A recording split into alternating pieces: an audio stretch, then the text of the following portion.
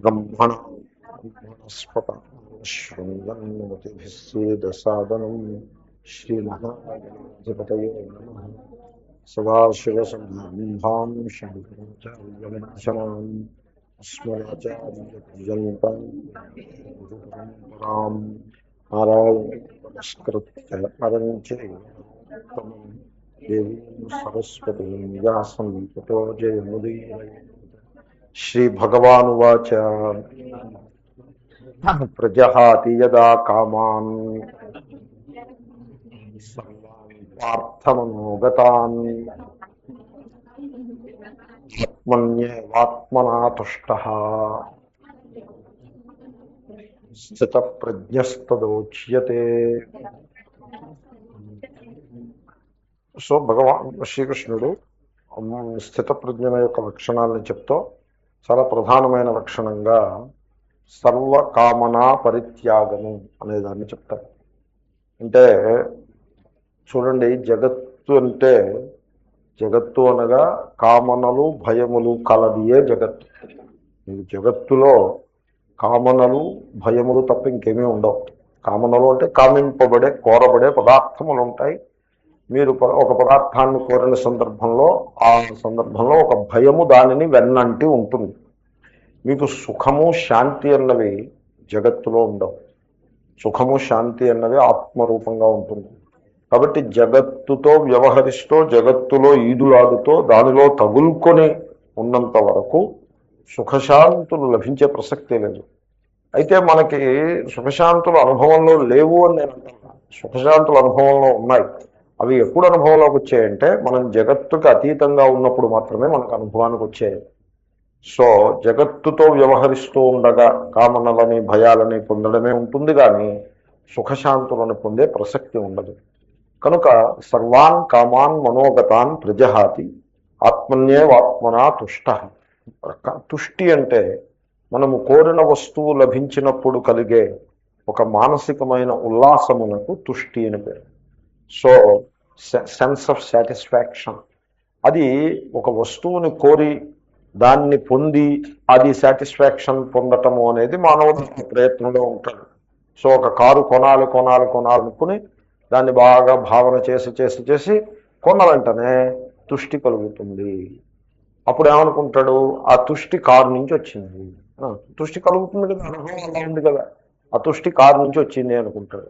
దీని పేరే అజ్ఞానము అని అంటారు. వేదాంతుల పరిభాషలో దానికే అజ్ఞానము అని పేరు. ఎందుకంటే అలా కనపడుతుంది.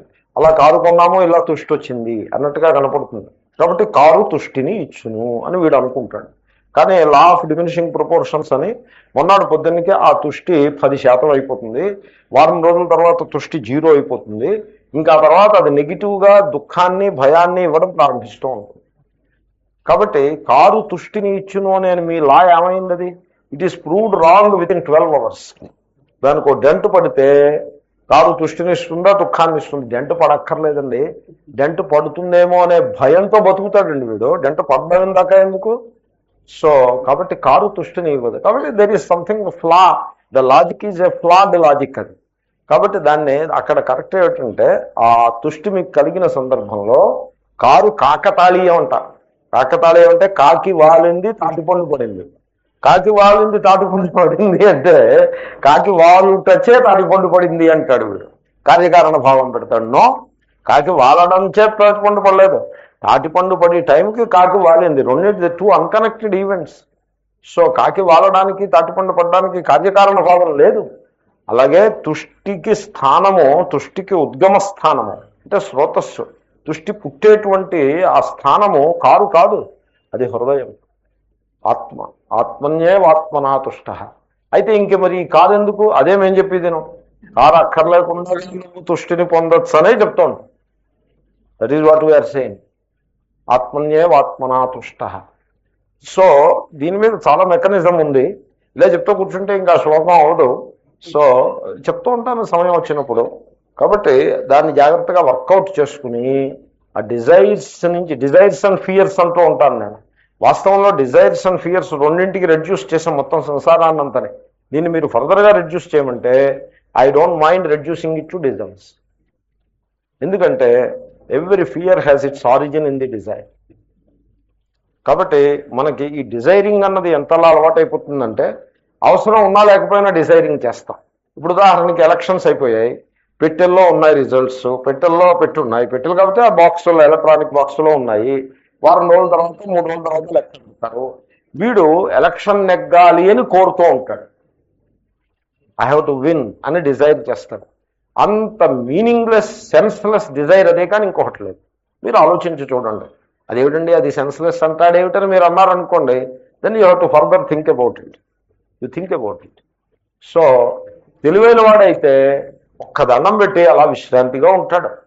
ఎందుకంటే your desiring is not going to alter the situation, it will not alter. అటువంటిప్పుడు why should you desire? Suppose 3 రోజుల తర్వాత జరగబోయే కౌంట్కి ఫిక్స్ అయిపోయిందల్రా ఆల్రెడీ. మీరు ఇంకా ఎలక్షన్, రేపు ఎలక్షన్ అనగా ఈవేళ డిజైర్ చేయటం, దాని మీద వర్క్ చేయటం is okay. But I'm talking about అది ఎలక్షన్ అయిపోయింది, ఫిక్స్ అయిపోయింది రిజల్ట్. దాని గురించి వై షుడ్ యూ డిజైర్? ఒకవేళ డిజైర్ చేస్తే తప్పే ఉందని మీరు అంటారు. తప్పేం లేదండి, నేను నెగ్గాలి అని డిజైర్ చేస్తే తప్పేం లేదు. కానీ డిజైర్ చేసినప్పుడల్లా నేను నెగ్గనేమో అనే భయం ఉంటుంది. కాబట్టి ఆ 3 రోజులు మీరు భయంతో కామనతోటి బతుకుతారు. రిజల్ట్ వచ్చిన తర్వాత కూడా దీని ఎఫెక్ట్ కంటిన్యూ అవుతుంది. Whether you win or you lose, the bad effect continues. ఏ డిజైర్ లేకుండా కూర్చున్నారనుకోండి 3 రోజులు, నెగ్గుతామో నెగ్గమనే భయం ఉంటుంది కదా, ఆ టెన్షన్ ఉండదు కదా. So one example I gave. So కాబట్టి every fear has its origin in the desire. చూద్దాం భాష్యకారులు ఏమంటారో. ప్రజహాతీతి, ప్రజహాతి ప్రకర్షేణ జహాతి పరిత్యజతి యదా యస్మిన్ కాలే. ఇప్పుడు మనం ఏం చేస్తామంటే, మనం జగత్తుని మనం ఎరగం, వాస్తవమైన జగత్తు మనకి తెలియదు. There is a world of common experience అని ఒక వరల్డ్ ఉంది, దాన్ని సృష్టించాడు భగవంతుడు, ఈశ్వర సృష్టి. అది కూడా మిథ్యే, but still it is an appearance. So common world of common experience. సూర్యుడు ఉదయిస్తాడు, సూర్యుడు అస్తమిస్తాడు, చంద్రుడు, నక్షత్రాలు, భూమి, భూమి ఆకర్షణ శక్తి, వాయువు. సో ఇదంతా వరల్డ్ ఆఫ్ కామన్ ఎక్స్పీరియన్స్. ఈ వరల్డ్ ఆఫ్ కామన్ ఎక్స్పీరియన్స్ని చూసేటువంటి వివేకం కూడా మనకి లేకుండా అయిపోతుంది కామనల వల్ల. వీడి కామనలో గలవాడు, వాడికి he doesn't know any of this world of common experience.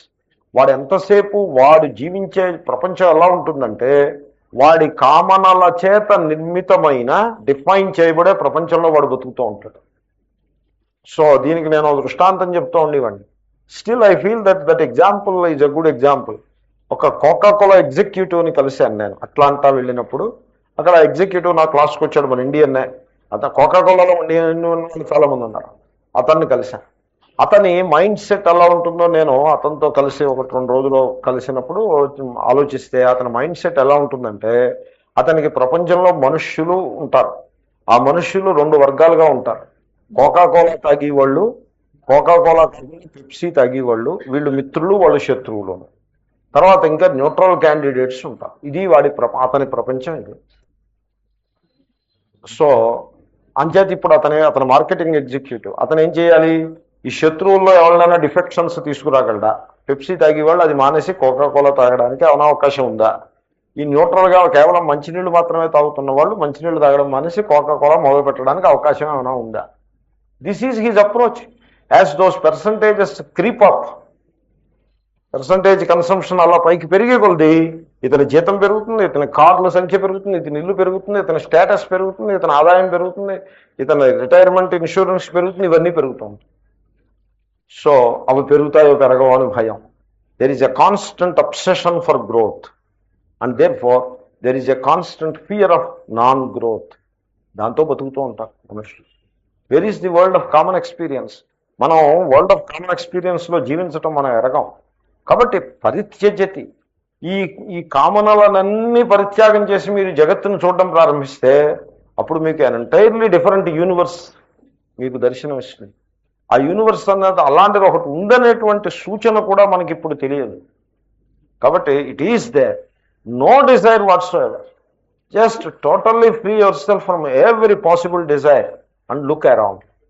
Family members case అలా చూడండి, జగత్తు కేసల్లా చూడండి, ఒక నూతన జగత్తు మీకు ఆవిర్భావం అవుతుంది. అదే వాస్తవమైన జగత్తు. మనం జీవించే జగత్తు it's a highly subjective world. It is a net of desires and fears. We do not live in a world, in the real world. We live in a net of desires and fears. కాబట్టి పరిత్యజతి యదా యస్మిన్ కాలే, ఈ ఈ అసందర్భములైన కామనలన్నిటినీ కూడా ఏ కాలంలో అయితే మానవుడు పరిత్యాగం చేస్తాడో, కామాన్ ఇచ్ఛా విశేషాన్ సర్వాన్ సమస్తాన్ హే పార్థ. సో కామ అంటే ఇచ్ఛా విశేషములు, ఆయా విశేషములు అంటే వేర్వేరు కోరికలు. కామాన్ బహువచనం కదా, వేర్వేరు కోరికలను, రకరకాల కోరికలు, ఏమీ అర్థమే ఉండదు ఆ కోరికలకి. ఆ కోరికలతోటి వాడు చాలా మహాభారాన్ని మోస్తూ ఉంటాడు. ఏటో కోరికలు. ఎందుకు ఈ కోరికలన్నీ? మామూలుగా సింపుల్గా బతకడం అలవాటు చేసుకోకపోతే, ఇప్పుడు ఎలాగో బతికేది ఒక తీరులోనే ఉంటుంది. వీడు కోరికల వల్ల ఉడికే టెన్షన్ పెరిగిందే కానీ బాహ్య పరిస్థితులు ఏం మారవు. సో కనుక అలాగా సర్వాన్ని సమస్త. సో ఇప్పుడు ఇది కొంతమంది కోరుకుంటుంది, చిరంజీవి సినిమా 100 రోజులు ఆడాలని వీడి కోరిక. వీడు బీఎస్సీ సెకండ్ ఇయర్ చదువుతూ ఉంటాడు, బీఎస్సీ ఫైనల్ ఇయరో సెకండ్ ఇయరో చదువుతూ ఉంటాడు. వీడికి ఎందుకండి చిరంజీవి సినిమా 100 రోజులు ఆడితే ఎందుకు, 10 రోజులు ఆడితే వీడి ఒళ్ళో ఏం పడింది?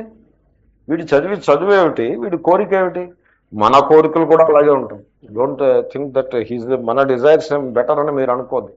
మన డిజైర్స్ కూడా అంత అవివేకపూర్ణంగానూ ఉంటాయి. ఏవేవో కోరికలు ఉంటాయి.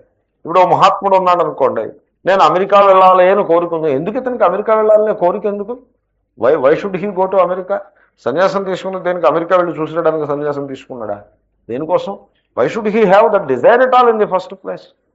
ఏదో వెళ్లాల్సి వచ్చి ప్రారంభం బాగుండో వెళ్లాల్సి వస్తే అది వేరే సంగతి. కానీ అసలు ఆ కోరిక ఉంది అంటే he made a mistake. And so ఎప్పుడైతే అలాంటి కోరిక ఒకటి ఉందో, వెళ్ళలేకపోతానేమో అనే భయం ఉంటుంది, వేసాయిస్తాడో ఇవ్వడం అనే భయం ఉంటుంది.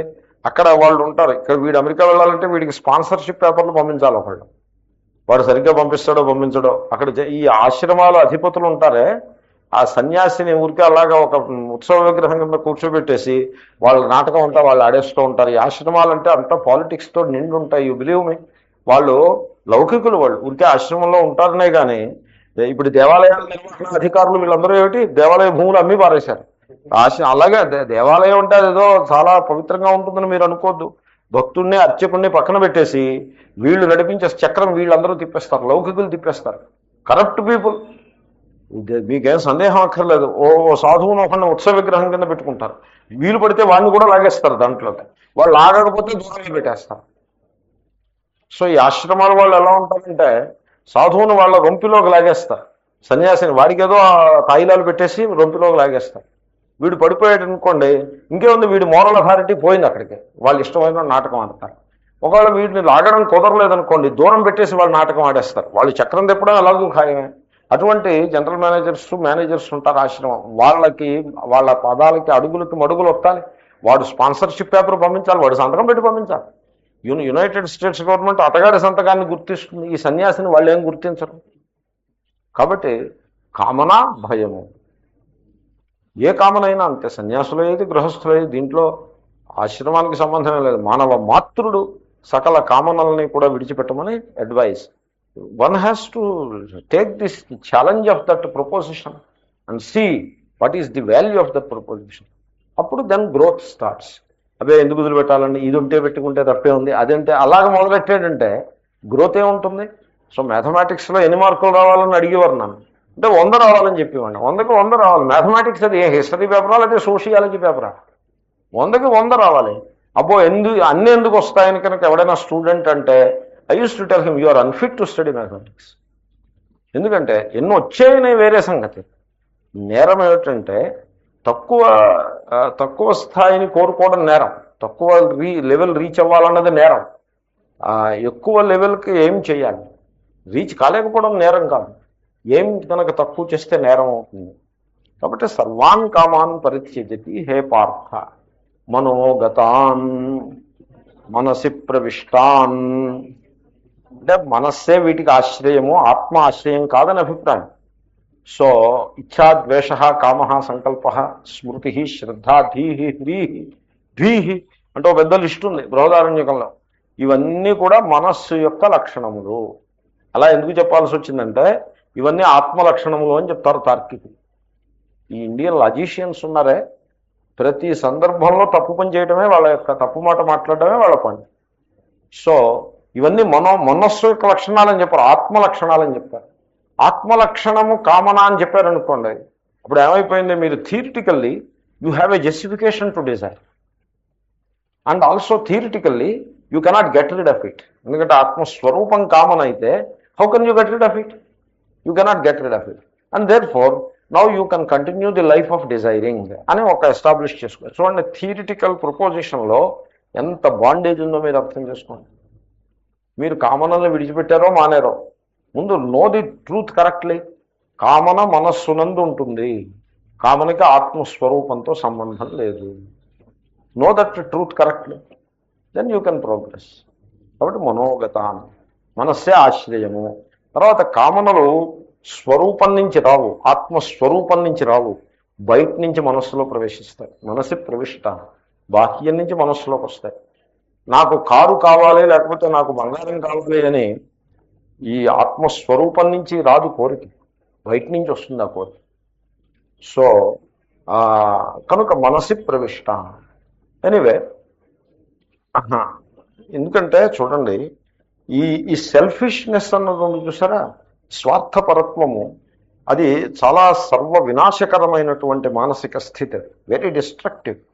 కానీ మనుష్యులు ఏమనుకుంటారంటే స్వార్థపరత్వంలోనే ఏదో బాగేదో ఉందనుకుంటారు, దాంట్లోనే ఏదో బాగుంది, మనం స్వార్థపరంగా ఉండకపోతే, నిస్వార్థంగా ఉంటే మనం దెబ్బతింటాము, స్వార్థంగా ఉంటేనే మనం బాగుపడతాం అనుకుంటాం.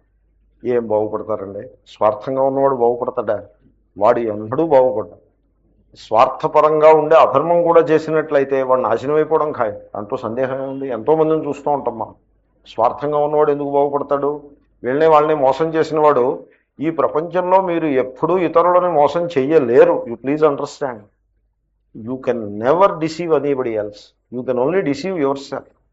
ఎదరవాడిని నేను మోసం చేస్తున్నానని అనుకుంటాడే కానీ వీడు తనని తానే మోసం చేసుకుంటాడు. ఎదరవాడిని ఏమిటి మోసం చేసేది? ఎదరవాడికి రావాల్సిన 100 రూపాయలు మీరు రాకుండా చేశారనుకోండి, అబ్బా బాగా మోసం చేశానని మీరు సంతోషించారనుకోండి, వాడు అది మరిచిపోవచ్చు, వాడు అది he may not even feel for it.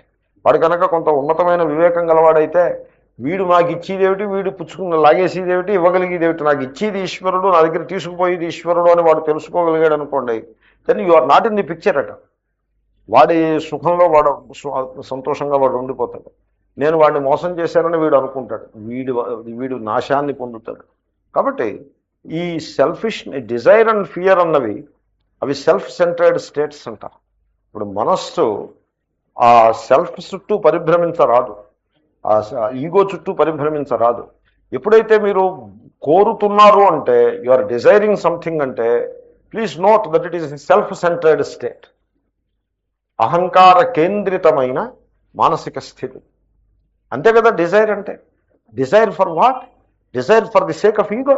అందుకోసం you are desiring. Therefore you are centering all the energies of the mind around the ego. And then fear. Fear for whom? For what? Fear of whom?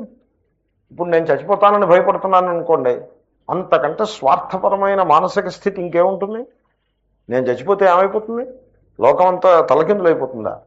కాబట్టి so నేను బతికి ఉండాలి అని ఆ self centered state అది. ఎటువంటి కోరికైనా సరే self centred. నేను ధనవంతుడిని కావాలి, నాకేమో పేరు ప్రఖ్యాతులు కావాలి. ఇప్పుడు స్టేజ్ మీదకి ఎక్కాడు అనుకోండి, 10 మంది ఉన్నారు, ఆ 10 మందిలోనూ నేను సెంటర్లో కూర్చోవాలి, నాకు పెద్ద కుర్చీ కావాలి, నా పేరు అందరూ కూడా పొగడాలి, నాకు రికగ్నిషన్ అందరికంటే ఎక్కువ రావాలి అని ప్రయత్నిస్తున్నాడు అనుకోండి ఒకడు. What kind of a state it is? It is a self centered state.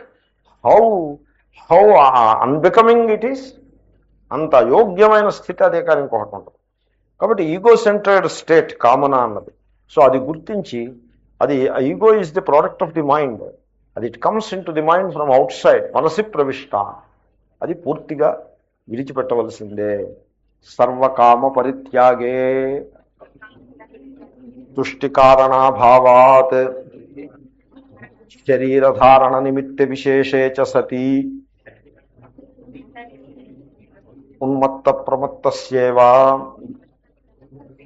ప్రవృత్తి ప్రాప్య ప్రవృత్తి ప్రాప్యేత ఇత్యత ఉచ్యతే.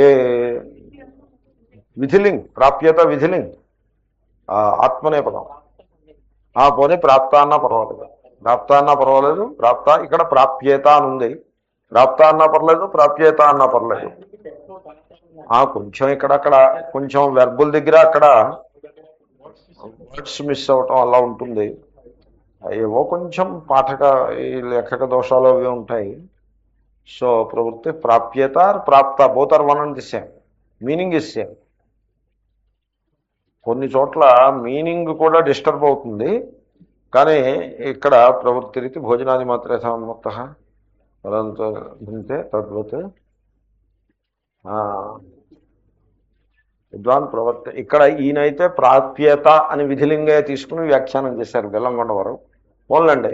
సో ఇప్పుడు చూడండి, ఇది పూర్వపక్షం. పూర్వపక్షం ఏమిటంటే ఇది ఇంట్రెస్టింగ్ పూర్వపక్షం. శంకరులు చాలా అందమైన పూర్వపక్షం లేవతీశారు. ఇప్పుడు ఏ కోరిక లేదనుకోండి, ఈ పూర్వపక్షం ఎలాంటిదంటే, ఒక ఆయన నన్ను అడిగారు, ఒక యంగ్ మ్యాన్ ఒకళ్ళు అడిగారు, ఏమో dear young man, do you smoke అని అడిగారు. No. Do you drink? No. Do you go to movies? No. So ఇన్ని చెప్తే వాడు అంటాడు, ఇంక నీ జీవితం ఎందుకురా వ్యర్థం అంటే. ఇది పూర్వపక్షం. సో అలా ఇలాంటి పూర్వపక్షం కూడా నా ఇప్పుడు ఇన్ని భోగాలు లోకల్లో ఉంటే ఏ భోగాన్ని మీరు అనుభవిస్తారు? మనకి ఏ భోగాలు వద్దండి. ఇప్పుడు మార్కెట్ ప్లేస్లో ఇన్ని భోగాలు ఉన్నా మీకు ఏ భోగం కావాలి? నాకు ఏ భోగం వద్దండి. ఇంకెందుకు రా, నీ బతుకు వేస్ట్ కదా, ఇట్స్ ఏ స్టేల్ లైఫ్ అని. ఇది ఒక లౌకికుల యొక్క పూర్వపక్షం. ఆయన అలాంటి పూర్వపక్షాన్ని ఉదాహరణ లేవతే సర్వకామ పరిత్యాగే, అన్ని కామనల్ని మీరు త్యాగం చేసి కూర్చున్నారు. ఇప్పుడు తుష్టి అనేది ఒకటి నేను మీకు చెప్పాను. తుష్టి అంటే ఒక కామన సిద్ధించినప్పుడు కలిగే మానసికమైన ఉల్లాసం. ఆ తుష్టి కారణ అభావాలు. కామన ఉండాలి, ఆ కామన సిద్ధించాలి, అప్పుడు తుష్టి కలగాలి. పూర్వపక్షం ఉండవు ఇది. సో ఇంతకుముందు అలా చెప్పి ఇప్పుడు ఇంకోలా చెప్తున్నారు ఏమిటని మీరు ముక్కు పట్టుకున్నారు. అలా కాదు, పూర్వపక్షం చెప్తున్నాను. సో తుష్టి కారణ అభావాలు, కామనలన్నీ త్యాగం చేసి కూర్చున్నాడు అనుకోండి, ఇంకా వీడికి తుష్టి కలిగేందుకు కారణమే లేకుండా పోతుంది. ఎందుకంటే కామన పరిపూర్తి తుష్టి కారణం, అది లేకుండా పోతుంది. అది లేకుండా పోతే ఇంకేముంటుంది? ఆకలి వేస్తే భోజనం చేస్తాడు, దాహం వేస్తే మంచినీళ్ళు తాగుతాడు, ఇంకా అంతకంటే ఇంకేం ఉండదు. న్యాచురల్ అడ్జస్ట్ ఏవో ఉంటాయి తప్పించి ఇంకా నో డిజైర్స్. ఇప్పుడు శరీరధారణ నిమిత్త విశేషేచ సతి, శరీరధారణ నిమిత్తమైన ఆయా విశేషములైన అంశాలు ఏవో ఉంటాయి భోజనం చేయటం, దానికి సంబంధించినటువంటి చిన్న చిన్న, డోంట్ కాల్ ఇట్ డిజైర్. ఆకలికి అన్నం డిజైర్ అనరుదా, అది it is a natural urge and అది దాన్ని డిజైర్ అనరు. ఆ అన్నంలో నాకు పిజ్జా విత్ కోక్ కావాలంటే డిజైర్ అంటారు, కానీ ఆకలికి అన్నం అంటే డిజైర్ అనరు. కాబట్టి సో శరీర ధారణానికి నిమిత్తమైనటువంటి ఏవో విశేషాలు ఉంటాయి కొన్ని. అంటే వేర్వేరు పదార్థములు లేక వేర్వేరు భక్ష్యములు స్థితులు అవి ఉంటాయి, అవన్నీ వాడుకుంటాయి సతి. అప్పుడు వాడి బతుకు ఎలా ఉంటుందంటే పూర్వపక్షం ఉన్మత్త ప్రమత్తస్యేవ. ఉన్మత్తుడు ఉంటాడు, పిచ్చివాడు ఉంటాడు. ఎక్కడుంటాడు? ఏదో పిచ్చాసుపత్రిలో పారాసెట్ పెడతాడు, వాడికి భోజనం పెడతాడు, దాహం వేస్తే నీళ్లు తాగుతాడు, అక్కడ అలా పడి ఉంటాడు. వీడు అంతేగా, ఈ నిష్కామ కర్మయోగం అన్నారే వీడు బతుకు అంతేగా. ప్రమత్తస్య, వాడు బాగా పీకిల దాకా తాగేసి పడున్నాడు, వాడికి ఏమైనా కామన్లు ఉంటాయా? కామన్లు ఉండవు. ఒళ్ళు మరిచి పడిపోయి ఉంటాడు ప్రమత్త, మద్యాన్ని పానం చేసి. ఏ కామనలో ఉండాలో పడు ఉంటాడు. అలా మళ్ళీ మొన్నాడు నిద్ర లేచినప్పుడు మళ్ళీ కామనలు వస్తాయి, అది వేరే సంగతి. ఆ పడున్న టైంలో ఈ ఉన్మత్తుడికి ప్రమత్తుడికి ఈ నిష్కాముడికి జ్ఞానికి అసలు తేడా ఏముంది అని పూర్వపక్షం. ప్రాప్యేత, అటువంటి స్థితి సంప్రాప్తమగును, అలాంటి స్థితి వచ్చి పడును. ఇవా వేశారు, అలాంటి అన్నారు, అదే అనలేదు. కాబట్టి నిష్కామ స్థితి కూడా అటువంటిదేనా అని అంటే నో. ఇత్యత ఆహా నో. ఆత్మన్యేవ ఆత్మనా తుష్ట అంటే డిజైర్లెస్నెస్ అన్నది it's not a negative thing. నెగిటివ్లా కనపడుతుంది డిజైర్లెస్నెస్. అసలు desire is the negative thing. ఎందుకని చూడండి, దీని ఆర్గ్యుమెంట్, మీరు డిజైర్ చేశారంటే ఆ డిజైర్ ఎక్కడి నుంచి పుడుతుంది? ఎ సెన్స్ ఆఫ్ ఎంప్టీనెస్ నుంచి డిజైర్ పుడుతుంది. మీరు అది గమనించాలి. ఫుట్పాత్ మీద నడిచి వెళ్తూ ఉంటా, నా పక్క నుంచి ఒకడు జర్రుమని స్కూటర్ మీద వెళ్ళిపోతాడు. అందులో నేను బాగా అలసిపోయి ఉన్నా, నడవలేకపోతున్నాను, ఇంకా వెళ్లాల్సిన దూరం ఎక్కువ ఉంది, చేతిలో కూరగాయల సంచి బరువుగా ఉంది. ఈ స్థితిలో ఎండ కాసేస్తోంది, దాహం వేస్తోంది. ఈ స్థితిలో వాడు స్కూటర్ మీద జర్రుమని వెళ్ళిపోతే అబ్బా మన జీవితం వ్యర్థం, వీడు మహా అదృష్టవంతుడు అని మన వాళ్ళు అదృష్టవంతుడు గల్లా డెఫినేషన్ ఇచ్చారు. భాగ్యవంతుడు, అదృష్టవంతుడు. మన వాళ్ళు సక్సెస్ఫుల్ పర్సన్కి మన సమాజంలో ఇచ్చిన డెఫినేషన్ అంత బోగస్ డెఫినేషన్ అదే, కానీ ఇంకొకటి. అంటే వాడు ఏ కష్టం పడ్డు, ఒళ్ళు వంచడు, వాడు కానీ అన్ని సుఖాలు, ఇంద్రియ సుఖాలను అనుభవిస్తూ ఉంటాడు. వాడు he's successful person and he's a lucky person. అంటే మైనర్ బాబు అనమాట. మైనర్ బాబు అంటే could you get the sense of it? So అలాగా ఎవడైతే ఉంటాడో వాడు లక్కీ పర్సన్ అండ్ అదృష్టవంతుడు. ఎవడైతే కాయ కష్టం చేసి కష్టపడి రోజంతా కష్టపడి కొద్దో గొప్ప ధనం సంపాదించి దాన్ని నలుగురితో పంచుకుని చక్కగా సింపుల్గా భోజనం చేసి హాయిగా విశ్రాంతిగా ఒక సింపుల్ డ్వెల్లింగ్లో ఉంటాడో వాడు అభాగ్యుడు, అది దురదృష్టవంతుడు. ఎందుకంటే అంత కష్టపడుతున్నాడు కాబట్టి. ఇలాగ మన సొసైటీ డిఫైన్ చేసి పెట్టింది. ఇంత బోగస్ డెఫినేషన్ ఇదే కానీ ఇంకొకటి లేదు. Our society has come down. మన సమాజం పతనం అవటానికి, అధఃపతనానికి పోవటానికి ఈ డెఫినేషనే కాదు. ఇలాగ ప్రపంచంలో ఏ సమాజంలోనూ ఇలా డిఫైన్ చేయరు, మన సమాజంలో డిఫైన్ చేసినట్టుగా. నా రీడింగ్ తప్పైతే మన్నించండి. So what ever. సో ఇక్కడ పూర్వపక్షం ఏంటంటే, సో డిజైరింగ్ అన్నది it is an outcome of an emptiness with in. తన లోపల వాడిని చూస్తే నాలో ఒక ఎంప్టీనెస్ వస్తుంది. ఏమిటి?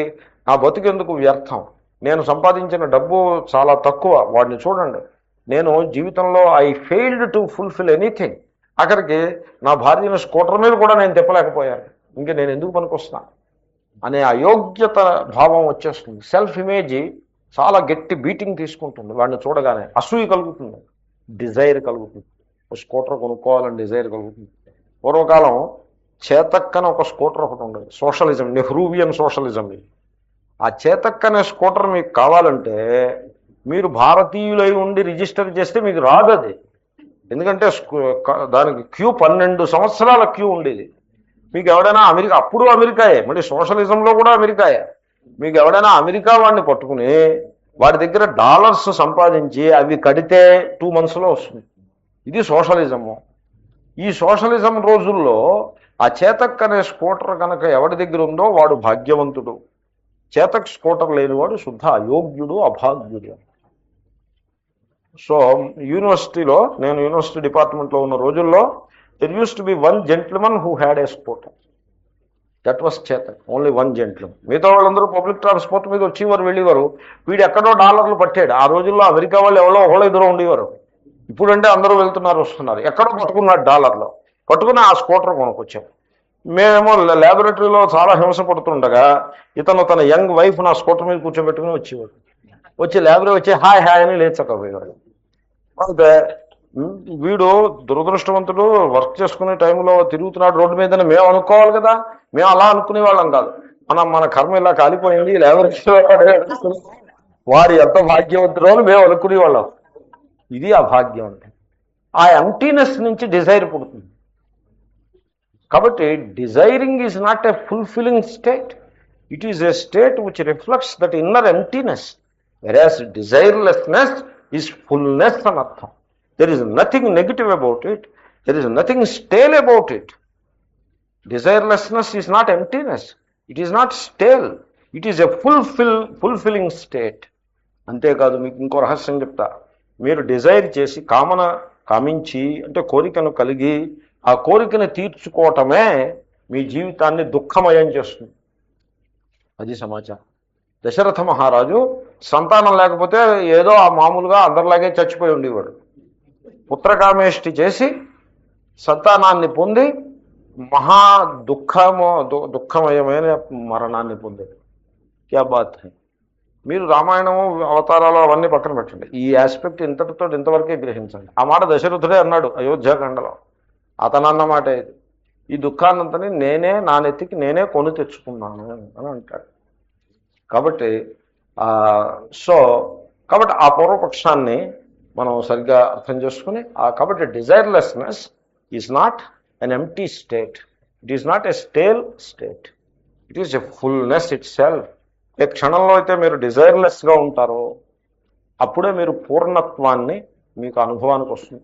ఏదైనా జోక్ వేసినప్పుడు మీరు హాయిగా నవ్వారనుకోండి, లేకపోతే ఉదయించే సూర్యుడిని చూసి మీ మనస్సు ఆ సౌందర్యానికి ఆకర్షితం కాదు, ఆ సౌందర్యంలో విలీనమైపోయింది అనుకోండి, లేకపోతే ఒక అద్భుతమైనటువంటి కళాఖండాన్నో డ్యాన్స్నో లేకపోతే ఏదైనా ఒక కవితనో చూసి మీ మనస్సు ఫుల్గా అబ్జార్బ్ అయిపోయింది అనుకోండి, అది కొద్ది క్షణాలే ఉండొచ్చు, కొద్ది నిమిషాలే ఉండొచ్చు, క్షణాలు కానీ నిమిషాలు కానీ, ఆ సమయంలో మీకు ఏ కామనలు ఉండవు, ఏ కోరికలు ఉండవు.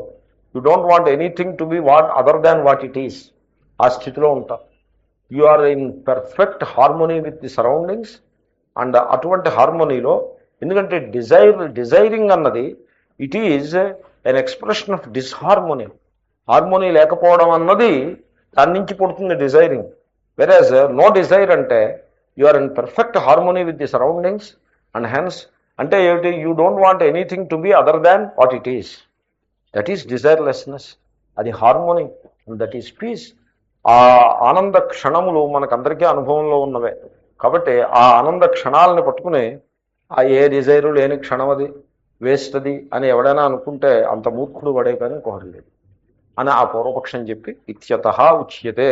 ఇలాంటి సందేహం ఎవరికైనా కలగచ్చు, అందుకోసం శ్రీకృష్ణుడు ఇలా చెప్తున్నాడు అని అంటారు భాష్యకారులు. ఆత్మన్యేవా ప్రత్యగాత్మస్వరూప ఏవా ఆత్మనాస్వేనైవా బాహ్యలాభ నిరపేక్ష అది తుష్ట అంటే ఆ మానసికమైన ఉల్లాసం ఏదైతే ఉందో చూసారా, అది కామన పరిపూర్తయినప్పుడు ఉల్లాసం పొందుట అనే స్థితి నుంచి మనం బయటపడిపోవాలి.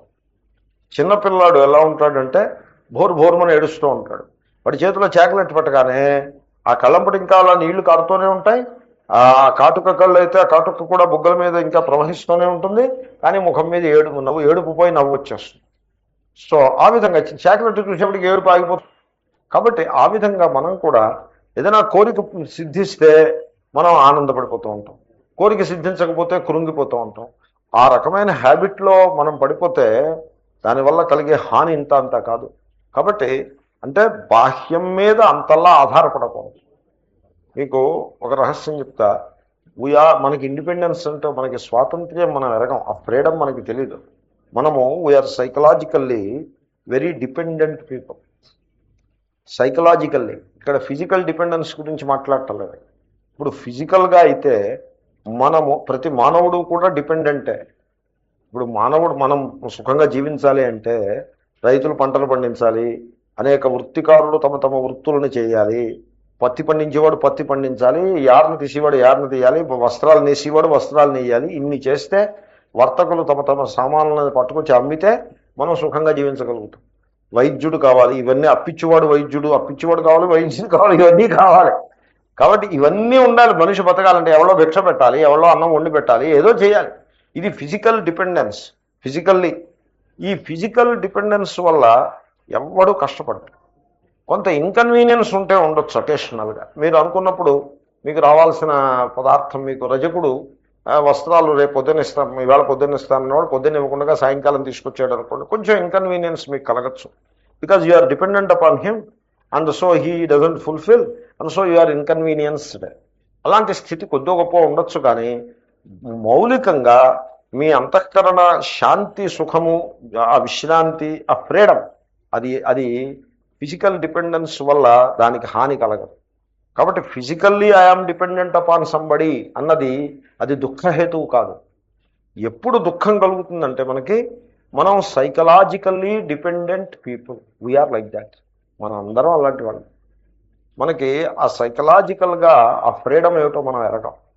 మనకేమిటంటే చుట్టూ కొంతమంది మనం నిర్దేశించిన మనుష్యులు ఉంటేనే మనం సుఖంగా ఉంటాం. ఆ మనుష్యులు మారకూడదు, వాళ్ళే ఉండాలి, కొత్త వాళ్ళు రాకూడదు జీవితంలో. కానీ అలా ఉండదు. మనం ఎవరిలో ఉండాలనుకుంటామో వాళ్ళు తొలగిపోతూ ఉంటారు. వాళ్ళు అమెరికా వెళ్ళిపోయాడు అనుకోండి, ఏమవుతుంది? ఇప్పుడు చచ్చిపోవడం అనే అనుకోవద్దు, మీరు దూరం వెళ్ళిపోతారు. అయితే మనం దూరం వెళ్ళిపోవాల్సి ఉంటుంది. అప్పుడు ఆ డిస్టెన్స్ స్పేస్ వైజ్ సెపరేషన్ వచ్చేసింది అనుకోండి, అప్పుడు మన ఆనందం పోతున్నప్పుడు ఆ తుష్టి ఉండదు. మనం కొత్త వాళ్ళు రాకూడదు అనుకుంటాం, ఎవరో కొత్త వాళ్ళు వచ్చి కూర్చుంటారు, మనకి తుష్టి ఉండదు. సో ఈ విధంగా మనం సైకలాజికల్గా చాలా డిపెండెంట్ పీపుల్గా ఉంటాం. We depend psychologically, even objects మీద కూడా we psychologically depend upon things. So ఇప్పుడు ఇక్కడి నుంచి సికింద్రాబాద్ వెళ్ళాలనుకోండి, యూ నీడ్ ఏ కార్ అంటే, is it a psychological dependence or is it a physical dependence?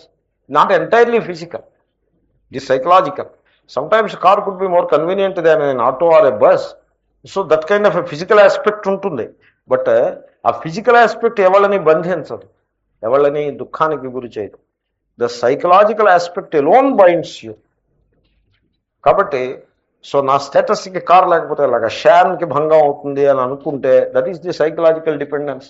ఒకప్పుడు ఈ విధంగా మనము ప్రాణం లేని పదార్థముల యందు కూడా అటువంటి సైకలాజికల్ డిపెండెన్స్ పెట్టుకుంటాం. ఆ సైకలాజికల్ డిపెండెన్స్ వల్లే మనం దుఃఖాన్ని పొందుతూ ఉంటాం. అంచేతనే మనకి ఎంతసేపు బాహ్య లాభం, బాహ్యం నుంచి something has to flow in from the out side, అప్పుడే మనం సుఖంగా ఉండగలుగుతాం. అలాగంటే డిపెండెన్స్ మనం పెంచేసుకున్నాము. దీన్ని జాగ్రత్తగా దాని నుంచి మనిషి బయటపడాల్సి ఉంటుంది. నేను చాలా చెప్తాను దీని గురించి, ఇంకెలా చెప్తూ ఉంటాను. సో ఇక్కడ శంకరులు ఏమంటారంటే, ఈ బాహ్యలాభ నిరపేక్ష, బాహ్యం నుంచి ఏదో ఒకటి లాభం ఉంటే రావడం, బాహ్యం నుంచి ఏదో ఒకటి నాకు వస్తూ ఉంటేనే నేను సుఖంగా ఉంటాను అనేటువంటి ఆ స్థితి నుంచి నువ్వు బయటపడాలి. అదే డిజైరింగ్ అంటే, ఆ స్థితికే డిజైర్ అని పేరు. బాహ్యలాభ నిరపేక్ష. ఇప్పుడు కొన్ని వృద్ధాశ్రమాలు ఉంటాయి, దాంట్లో వృద్ధులు ఉంటారు, వాళ్ళు వచ్చి ఏదో డబ్బు కట్టేసి వెళ్ళిపోతారు, ఆ డబ్బు ఎవరో కడతారు, వాళ్ళకి అక్కడ అన్ని సౌకర్యాలు ఉంటాయి, కానీ వాళ్ళు దుఃఖంతో బాధపడతారు. They are not peaceful, they are not happy. ఎందుకంటే కొడుకు రావట్లేదు, కూతురు రావట్లేదు, కోడలు రావట్లేదు, లేకపోతే వచ్చిన ఏవో పట్టుకురావట్లేదు, ఉత్తి చేతులతో వస్తున్నారు, లేదా పట్టుకొచ్చిన నాకు అవసరమే అని ఏదో పాపం అలాగే ఏదో దుఃఖంతో ఉంటారు. ఎందుకంటే బాహ్య లాభాన్ని అపేక్షిస్తూ ఉంటారు, సంథింగ్ ఆర్ ది అదర్ సైకలాజికల్గా అపేక్షిస్తూ ఉంటారు. అక్కడ వాళ్ళు కడుపు నిండా భోజనం పెడతారు, విశ్రాంతి ఉంటుంది, కాఫీ ఇస్తారు, టీవీ ఉంటుంది, ఫ్రెండ్స్ ఉంటారు, వీళ్ళు ఫ్రెండ్షిప్ చేసుకోవచ్చు చుట్టుపక్కల వాళ్ళతోటి. సో తర్వాత అన్ని సౌకర్యాలు చేస్తారు, వైద్య సౌకర్యం కూడా చేస్తారు, వీళ్ళేమో వేలమొహం వేసుకుని జీవిస్తూ ఉంటారు. నిజానికి అసలు వీళ్ళు అక్కడికి రావడానికి కారణం ఏమిటంటే, ఇంట్లో ఇన్ని సౌకర్యాలు చేయబడి ఉంటాయి, అయినా కూడా వీళ్ళు ఇంట్లో సర్దుబాటు చేసుకోరు. They have some conflict with in the house. ఇంట్లో వాళ్ళు భోజనం పెట్టడం మానేసి అక్కడికి వచ్చారని మీరు అనుకోద్దు. ఎందుకంటే వృద్ధాశ్రమాల్లో జీవితము ఖరీదు. ఇంట్లో అదే ఖర్చు పెట్టుకుంటే దాంట్లో సగం ఖర్చుతో రోజు వెళ్ళిపోతుంది. ఇంట్లో అక్కడ బాగా డబ్బు కట్టాల్సి ఉంటుంది. ఆ డబ్బు కట్టి అక్కడికి వస్తారు, ఎందుకంటే ఇంట్లో కాన్ఫ్లిక్ట్ ఉండడం మూలంగా డబ్బు కట్టి అక్కడికి వస్తారు. ఆ కాన్ఫ్లిక్ట్ ఎందుకు వచ్చింది? ఇంట్లో వీళ్ళు చేసి భోజనం ఎక్కువ తినేస్తున్నారు, దాంతో బియ్యం గమ్మున అయిపోతున్నాయని అలాగంటే కాన్ఫ్లిక్ట్ కాదు అది. It is again psychological dependence వల్ల వచ్చిన కాన్ఫ్లిక్ట్.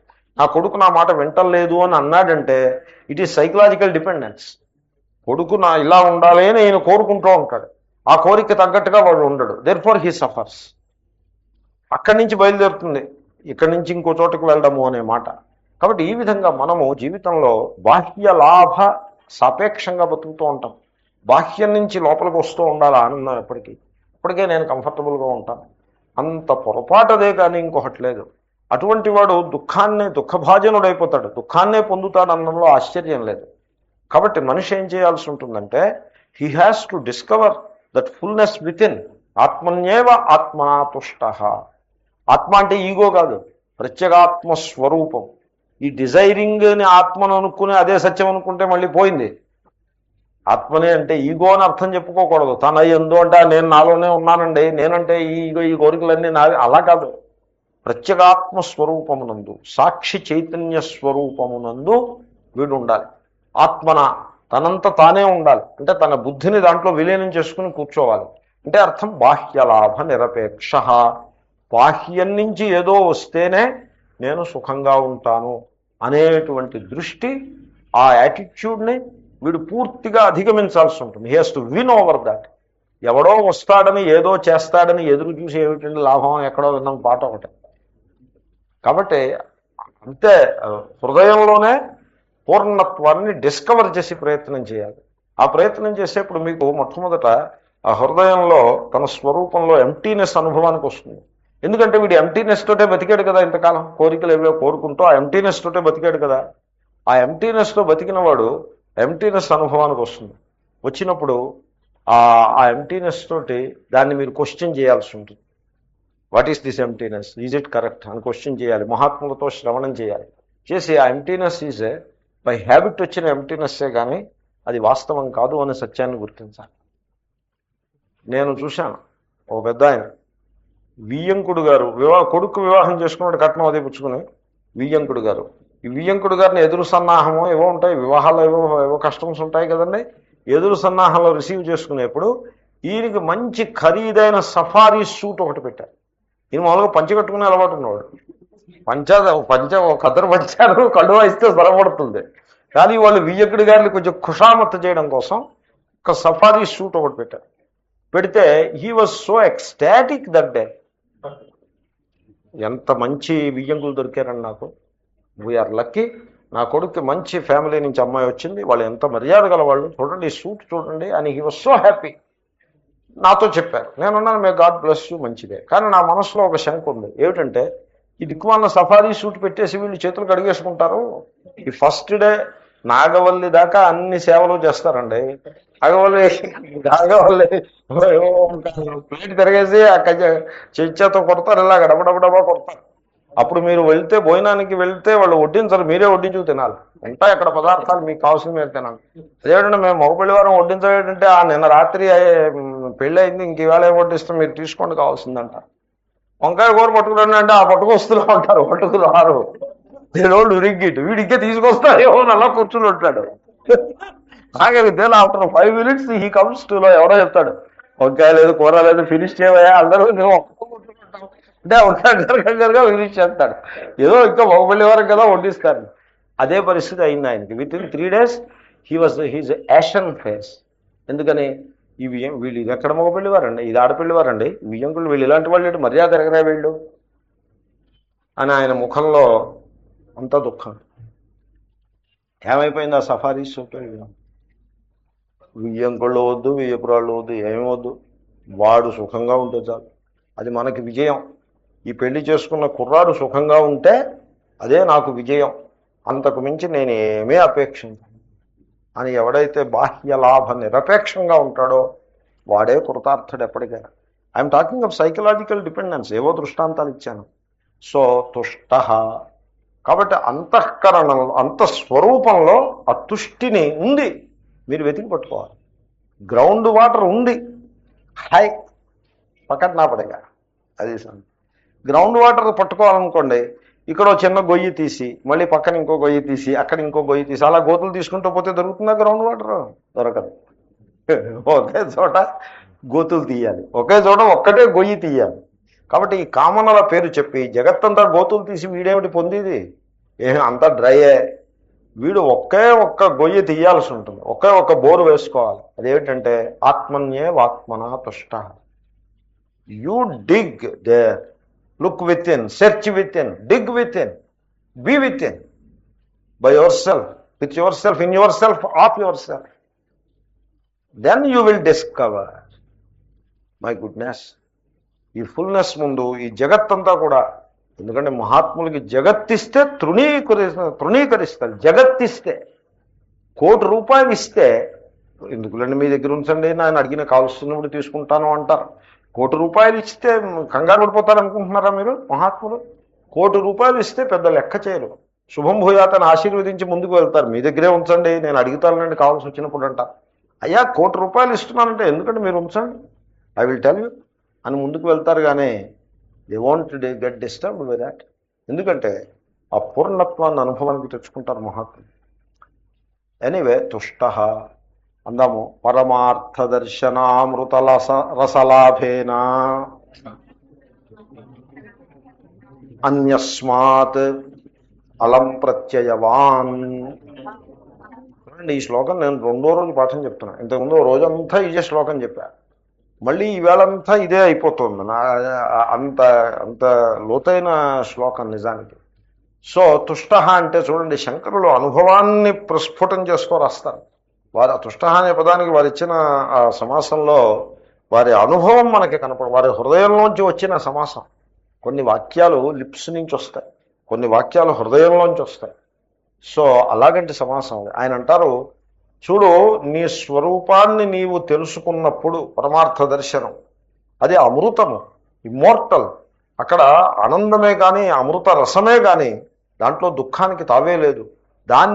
దాన్ని నీవు పొందితే, అంటే ఆ పూర్ణత్వాన్ని అనుభవానికి తెచ్చుకుంటే, look within, search with in and discover the fullness with in. ఆ పని చేయి నువ్వు. Do it. How to do it అని అడగద్దు, డూ ఇట్, దట్స్ ఆల్. ఇంకా హౌ ఏం చెప్తాం, చాలా మీ క్లాసుకు వస్తుంటే హౌ కూడా వస్తుంది. So do it, by all means do it. Look within, search with in, find with in. ఆ అమృత రసాన్ని మీరు ఆస్వాదించగలిగితే అన్యస్మాత్ అలం ప్రత్యయవాన్, ఆ ఆత్మ కంటే భిన్నమైన సర్వము నుండి అలం ప్రత్యయవాన్. అలం ప్రత్యయం అంటే ఏంటంటే నిరాకరిస్తాడని కాదు, ఏదైనా వస్తే తీసి అవతల పారేస్తాడు, వీధిలో పారేస్తాడని కాదు. అది ద్వేషం గలవాడు చేస్తాడు ఆ పని. సపోజ్ కాఫీ కావాలని అడిగాడు అనుకోండి, కాఫీ కావాలని అడిగితే కాఫీ 10 నిమిషాలు ఆలస్యంగా పట్టుకెళ్ళారు అనుకో, ఇంత ఆలస్యం చేసేముంది, కాఫీ నాకు అక్కర్లేదు, నీ కాఫీ పో